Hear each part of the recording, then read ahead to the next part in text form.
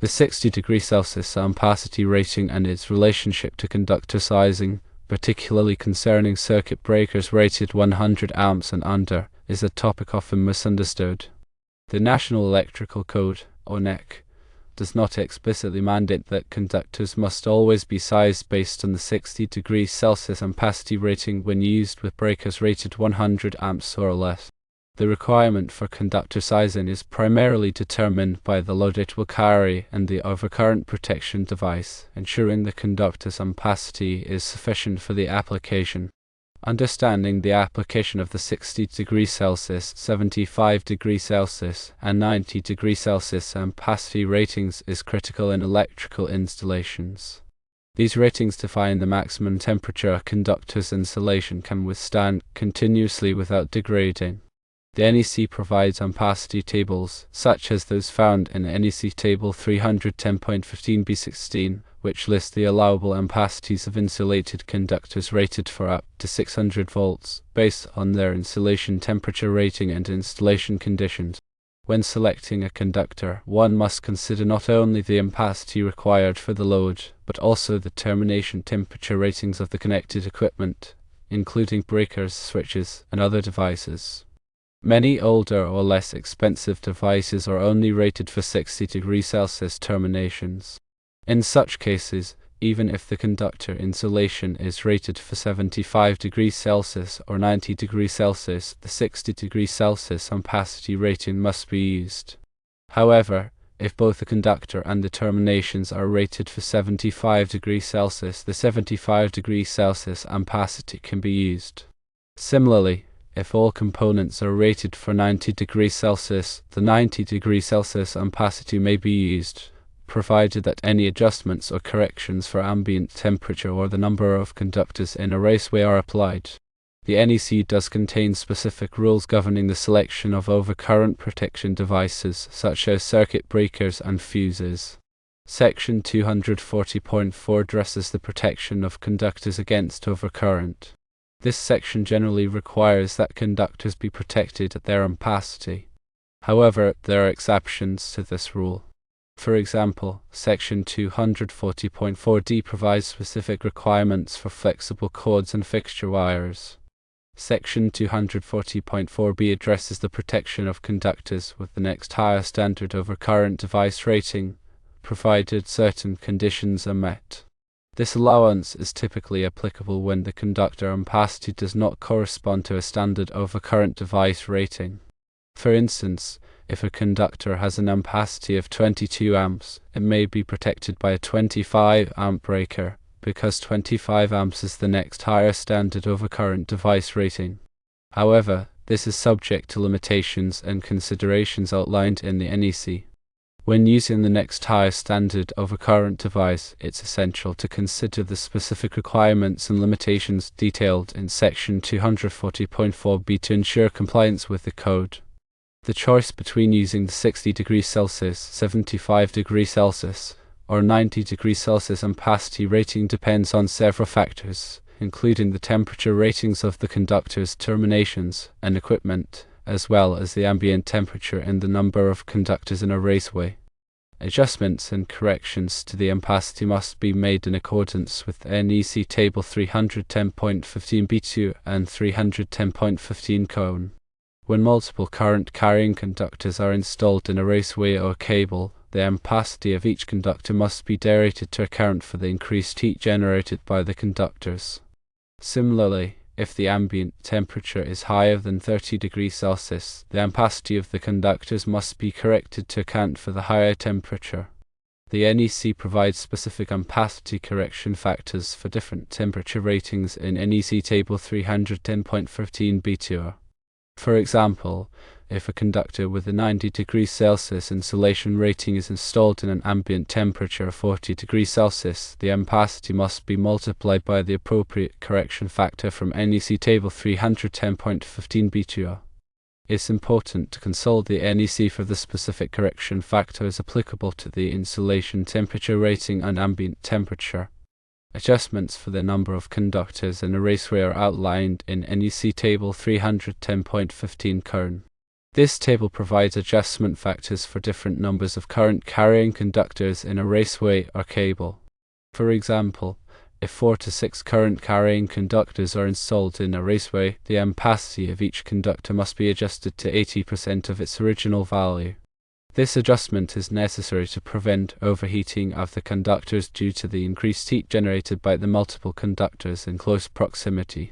The NEC provides specific examples and guidelines for applying these adjustment and correction factors in Annex B. Annex B provides informative examples of conductor ampacity calculations, including adjustments for ambient temperature and the number of conductors in a raceway. These examples can be helpful in understanding the practical application of the ampacity adjustment and correction factors. In summary, the selection of the appropriate ampacity rating for conductors involves considering various factors, including the temperature ratings of the conductors and terminations, the ambient temperature, the number of conductors in a raceway, and the applicable requirements of the NEC. While the NEC does not mandate the use of the 60°C ampacity rating for all conductors used with breakers rated 100 amps or less, it is essential to ensure that the selected ampacity rating is appropriate for the specific application and complies with all applicable requirements of the NEC. First, determine the load requirements. This involves calculating the total current that the circuit will be expected to carry. This calculation should take into account the continuous and non-continuous loads connected to the circuit. Second, select the appropriate conductor size based on the calculated load current and the applicable ampacity rating.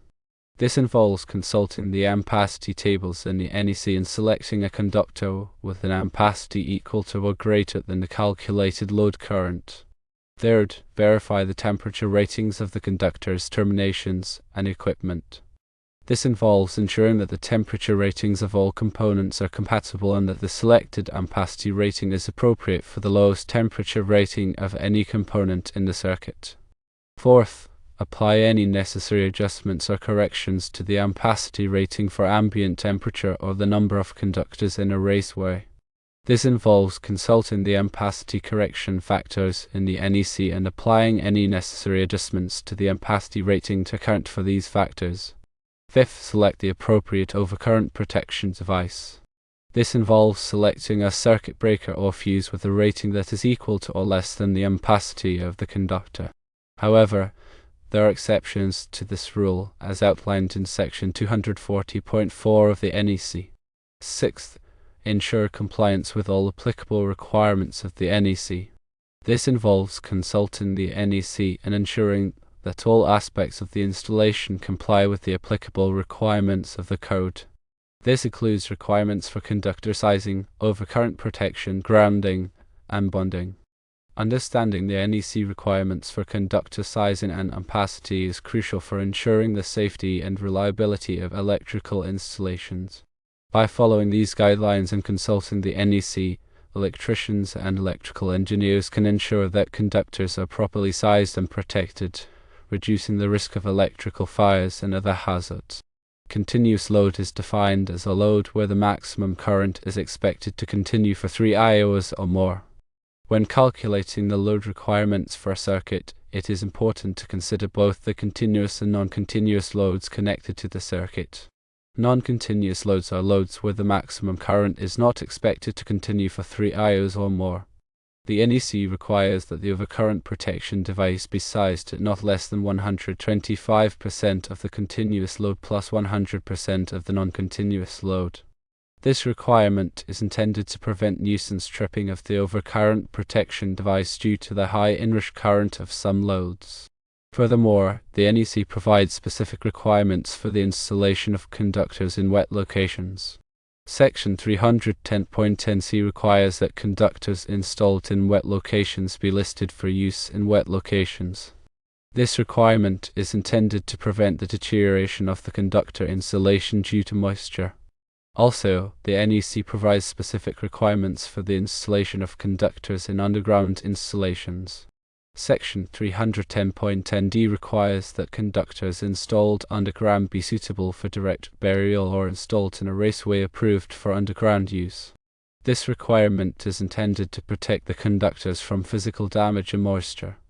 And the NEC provides specific requirements for the installation of conductors in hazardous locations.